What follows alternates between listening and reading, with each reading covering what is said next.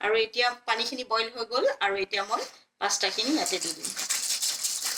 1 minute সময় মই পাস্তাখিনি boil হ'ব দিম। পাস্তাখিনি মোৰ বইল হৈ আহিলে আৰু এতিয়া মই এইখিনি খৰাহিত ঠাণ্ডা পানীৰে ভালকৈ টুকি থ'ম ধুই পেলাই। ৰিফাইন তেল অলপমান দিম, দি পেলাই মই ইয়াতে এটা পিঁয়াজ এনেকৈ কুটি লৈছিলোঁ আৰু অলপ ৰঙা পৰালৈকে পিঁয়াজখিনি ভাজি ল'লোঁ। পিঁয়াজখিনি ভাজা মোৰ হৈ গ'ল আৰু এতিয়া ইয়াতে মই এটা ডিম এনেকৈ ভাজি ল'ম।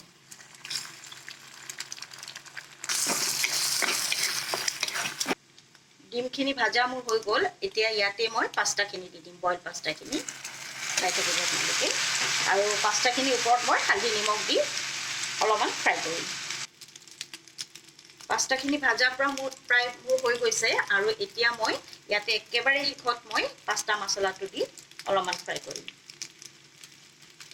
আপোনালোকে এনেকৈ বনাবচোন দেই, বহুত টেষ্টি লাগে খাবলৈ। পাস্তা মোৰ ৰেডি হৈ গ'ল। একেবাৰে চিম্পুল, খাবলৈও বহুত টেষ্টি হয়। আপোনালোকে বনাব দেই। আৰু যদি মোৰ ভিডিঅ'টো চাই ভাল পায়, লাইক কমেণ্ট শ্বেয়াৰ কৰিবলৈ কিন্তু নাপাহৰিব।